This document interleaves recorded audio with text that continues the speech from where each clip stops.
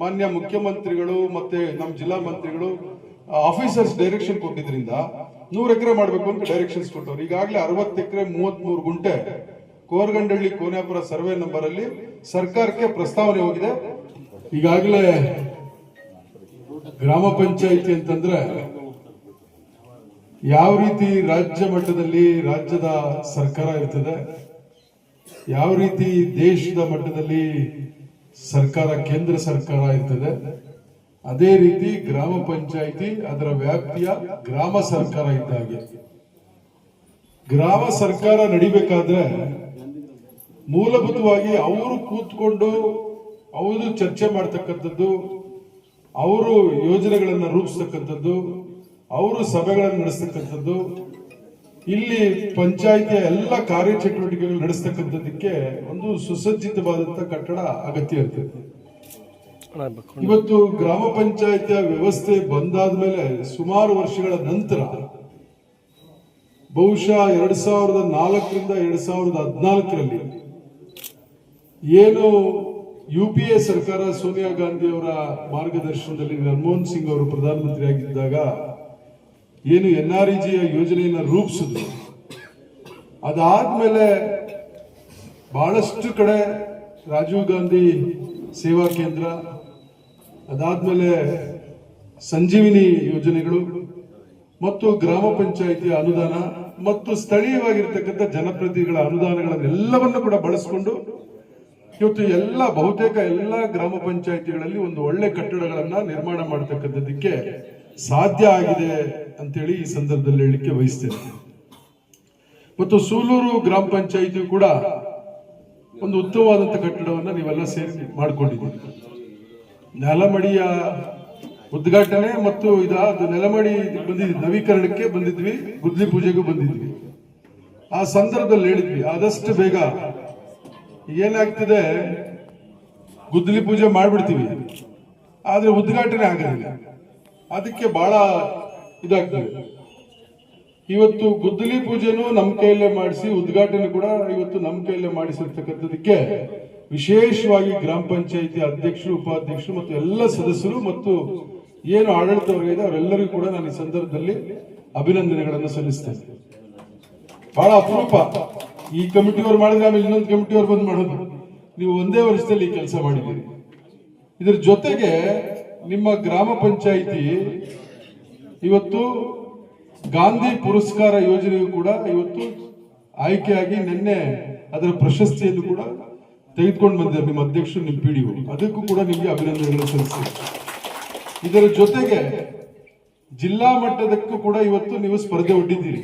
ಏನು ನಮ್ಮ ಚಿಕ್ಕತಿರುಪತಿ ಜೊತೆಗೆ ಜಿಲ್ಲಾ ಮಟ್ಟದಲ್ಲಿ ಒಂದು ಗ್ರಾಮ ಪಂಚಾಯಿತಿಗೆ ಈ ಗಾಂಧಿ ಪುರಸ್ಕಾರ ಯೋಜನೆಯನ್ನ ಈ ಸಾಲಿನಲ್ಲಿ ಕೊಡ್ತಕ್ಕಂಥದ್ದು ಕೂಡ ನೀವು ಮತ್ತೆ ಸ್ಪರ್ಧೆಯಲ್ಲಿ ಮುಂಚೂಣಿಯಲ್ಲಿದ್ದೀರಿ. ಮಂಜೂರು ಮಾಡಿ ಈಗಾಗಲೇ ಅದನ್ನ ಟೆಂಡರ್ ಕೂಡ ಆಗಿದೆ.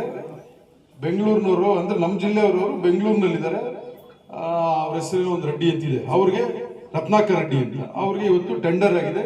ಬಹುಶಃ ಅದು DPR ಆದ್ಮೇಲೆ ಮುಂದಿನ ಬಜೆಟ್ ನಲ್ಲಿ ಈ ರಿಂಗ್ ರೋಡ್ಗೆ ಕೂಡ ಮಂಜೂರು ಮಾಡಿಸ್ತಕ್ಕಂಥದಕ್ಕೂ ಕೂಡ ಪ್ರಾಮಾಣಿಕವಾಗಿ ಪ್ರಯತ್ನ ಮಾಡಿದ್ವಿ. ರಿಂಗ್ ರೋಡ್ ಮಾಡಿದ್ರೆ ಏನಾಗ್ತದೆ, ರಿಂಗ್ ರೋಡ್ ಒಳಗೆ ಕೋಲಾರ, ಇಲ್ಲಿಂದ ಒಳಕ್ಕೆ ಕೋಲಾರದವರೆಗೂ, ರಿಂಗ್ ರೋಡ್ ಹೊರಗೆ ಇವೆಲ್ಲ ಕೂಡ ಡೆವಲಪ್ ಆಗ್ತವೆ. ಹೊಸ ಹೊಸ ಲೇಔಟ್ಸ್ ಬರ್ತದೆ, ಡೆವಲಪ್ಮೆಂಟ್ ಆಗ್ತದೆ, ಇಂಡಸ್ಟ್ರೀಸ್ ಬರ್ತದೆ, ಆಮೇಲೆ ಲಾಜಿಸ್ಟಿಕ್ ಬರ್ತದೆ, ಈ ತರ ಎಲ್ಲಾ ರೀತಿಯಲ್ಲೂ ಡೆವಲಪ್ಮೆಂಟ್ ಆಗ್ತದೆ. ಅವಾಗ ಏನಾಗ್ತದೆ, ನಿಮ್ಮ ಗ್ರಾಮಗಳಿಗೂ ಕೂಡ ಹೆಚ್ಚು ಬೆಲೆ ಬರ್ತದೆ. ಇವತ್ತು ನಾವು ನರಸಾಪುರ ವೇಮಗಲ್ನಲ್ಲಿ ನಿಮ್ಮ ಹಿರಿಯರು ಪ್ರಯತ್ನ ಮಾಡಿ ಕೃಷ್ಣ ಬೈರೇಗೌಡರು ಶಾಸಕರಾಗಿದ್ದಾಗ ಇಲ್ಲಿ ನರಸಾಪುರ ಭಾಗದಲ್ಲಿ ಇಂಡಸ್ಟ್ರೀಸ್ ಬಂತು.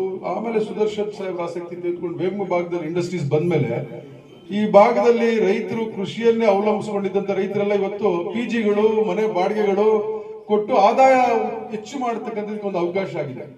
ಹಾಗೇನೆ ರಿಂಗ್ ರೋಡ್ ಬಂದ್ರು ಕೂಡ ಇದನ್ನು ಹೆಚ್ಚು ಅಭಿವೃದ್ಧಿ ಆಗೋದಕ್ಕೆ ಸಾಧ್ಯ ಆಗ್ತದೆ. ಇವತ್ತು ಆ ನಿಟ್ಟಿನಲ್ಲಿ ನಾವು ಎಲ್ಲ ಕೂಡ ಯೋಚನೆ ಮಾಡಿದ್ದೇವೆ. ಆಮೇಲೆ ಇದು ಗ್ರಾಮ ಪಂಚಾಯತ್ ಉದ್ಘಾಟನಾ ಕಾರ್ಯಕ್ರಮ ಉಳಿದೆಲ್ಲ ಹೇಳೋದಕ್ಕೆ ಆಗೋದಿಲ್ಲ. ಮೆಡಿಕಲ್ ಕಾಲೇಜ್ ಮಾಡ್ತಾ ಇದ್ದೀವಿ, APMCಗೆ 100 ಎಕರೆ ಕೊಡ್ತಾ ಇದ್ದೀವಿ. APMCಗೆ ಎಲ್ಲ ಭಾಷಣ ಮಾಡಿ ಹೋದವ್ರೆ. ಈ ರಿಂಗ್ ರೋಡ್ಗೆ ಹೆಂಗ್ ಭಾಷಣ ಮಾಡ್ತಿದ್ರು ಸುಮಾರು 20-25 ವರ್ಷದಿಂದ ರಿಂಗ್ ರೋಡ್ ಇದ್ದಿದ್ದು ಎಲ್ಲಿ ಗೊತ್ತಾ, ಕೊಂಡರಾಜನಹಳ್ಳಿ ಹತ್ರ ಬೆಟ್ಟ ಇದೆ ನೋಡಿ, ಅಲ್ಲಿದ್ದಿದ್ದು ರಿಂಗ್ ರೋಡ್ ಸುತ್ತು. ಈಗೇನಾಯ್ತು, ಕೋಲಾರ ಬೆಳವಣಿಗೆ ಆಗಿದೆ, ಅಲ್ಲಿ ರಿಂಗ್ ರೋಡ್ ಮಾಡಕ್ಕೆ ಸಾಧ್ಯ ಇಲ್ಲ. ಅದು ಬಿಟ್ರೆ ಉಳಿಕೆ ಎಲ್ಲ ಬೆಟ್ಟಗಳೇ. ಈ ಬೆಟ್ಟದ ಅಂಚಿಗೆ ಮತ್ತೆ ಈ ಅಂಚಿಗೆ ಆ ಅಂಚಿಗೆ ಇದ್ದಿತ್ತಂದು ಈ ಅಂಚಿಗೆ ಮಾಡಿದ್ವಿ. ಯಾರು ಮಾಡಲೇ ಇಲ್ಲ, ಪ್ರಯತ್ನನೇ ಆಗ್ಲಿಲ್ಲ. ಈಗ ಅದೇ ತರ ಎಪಿಎಂಸಿಗೆ ಎಪಿಎಂಸಿ ಇರಂತ ಎಪಿಎಂಸಿ ಬರೀ 23 ಎಕರೆಯಲ್ಲಿ ಇರೋದು. ಅದರಲ್ಲಿ ಯಾರಿಗೆ ಫೆಡರೇಷನ್ಗೆ ಅವ್ರಿಗೆ ಇವ್ರಿಗೆಲ್ಲ ಕೊಟ್ಟು 18 ಎಕರೆನೋ 19 ಎಕರೆನೋ ಉಳ್ಕೊಂಡಿದೆ. ಅಲ್ಲಿ ಎಪಿಎಂಸಿಯಲ್ಲಿ ವ್ಯಾಪಾರ ಮಾಡ್ತಕ್ಕಂಥ ವ್ಯಾಪಾರಸ್ಥರೆಲ್ಲ ಹೊರಗಡೆ ಜಮೀನುಗಳು ಲೀಸಿಗೆ ತಗೊಂಡು ಹೊರಗಡೆ ಎಪಿಎಂಸಿ ನಡೆಸ್ತಾ ಇದ್ದಾರೆ. ಬಹಳ ಕಷ್ಟ ಆಗಿದೆ. ಅದರಲ್ಲೂ ಸೀಸನ್ ಅಲ್ಲಿ ಎಲ್ಲ ಜಾಮ್ ಆಗ್ಬಿಡ್ತದೆ. ಬೆಂಗಳೂರು ರೋಡ್, ಮಾಲೂರು ರೋಡ್ ಎಲ್ಲ ಎಪಿಎಂಸಿ ಜಾಗ ಕೊಡಬೇಕು ಅಂತೇಳಿ ರೈತರು, ವ್ಯಾಪಾರಸ್ಥರು ಎಲ್ಲ ಎಷ್ಟೇ ಜನಪ್ರತಿನಿಧಿಗಳ ಹತ್ರ ಹೋಗಿ ಎಷ್ಟೇ ಪ್ರಯತ್ನ ಮಾಡಿದ್ರು ಕೂಡ ಆಗ್ಲಿಲ್ಲ. ಇವರು ಶಾಸಕರಾದ್ಮೇಲೆ ನಾನು ಹೇಳ್ತೀನಿ ಇವ್ರಿಗೆ, ಇದೇನೋ ಸರ್ ನೀವು ಶಾಸಕರಾಗಿದ್ದ ಟೈಮು ಏನೋ ಗೊತ್ತಿಲ್ಲ, ನಮ್ಮ ಕ್ಷೇತ್ರಕ್ಕೆ ಏನೋ ಒಂದು ಒಳ್ಳೇದಾಗ್ತಾ ಇದೆ, ನಿಮ್ಮ ಕಾಲ್ಗುಣನೇನು ಅಂತ ನಾನು ಹೇಳಿದ್ದೀನಿ. ಯಾಕಂದ್ರೆ ಎಲ್ಲಾ ಕಾಲದಲ್ಲೂ ಕೆಲವು ಆಗೋದಿಲ್ಲ, ಕೆಲವರು ಕಾಲ್ಗುಣನೂ ಇರಬೇಕು.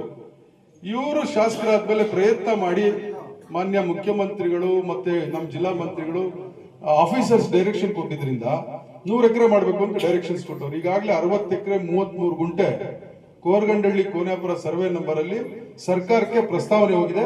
ಕಳೆದ ವಾರ ನಾನು ಮತ್ತು MLA ಅವರಿಬ್ರು ಕೂಡ ಕೃಷ್ಣ ಬೈರೇಗೌಡರನ್ನ ಭೇಟಿ ಮಾಡಿ ಅವ್ರಿಗೆ ಮಾತಾಡಿದೀವಿ. ಸರ್ ಫೈಲ್ ಬಂದಿದೆ ನಿಮ್ಮ ಪ್ರಿನ್ಸಿಪಲ್ ಸೆಕ್ರೆಟರಿಗೆ, ಬಹುಶಃ ಆ ಫೈಲ್ ನಿಮಗೆ ಕಳಿಸ್ಕೊಡ್ತಾರೆ ಅನುಮೋದನೆಗೆ, ಅದನ್ನ ಕ್ಯಾಬಿನೆಟ್ ತಂದು ಆದಷ್ಟು ಬೇಗ 60 ಎಕರೆ 33 ಗುಂಟೆ ಮಂಜೂರು ಮಾಡಿಸ್ಬೇಕು ಅಂತ ಹೇಳಿದೀವಿ. ಅದು ಮಂಜೂರು ಮಾಡಿಸೋದ್ರ ಜೊತೆಗೆ ಅದೇ ಸರ್ವೆ ನಂಬರ್ ಅಲ್ಲಿ 19 ಎಕರೆ ಫಾರೆಸ್ಟ್ ಕೊಟ್ಟಿದ್ದಾರೆ. ಏನು ಕಂದಾಯ ಇಲಾಖೆ ಅಂದ್ರೆ ಅವಾಗ ಫಾರೆಸ್ಟ್ ಕೊಡುವಾಗ ಒಂದು ಷರತ್ತು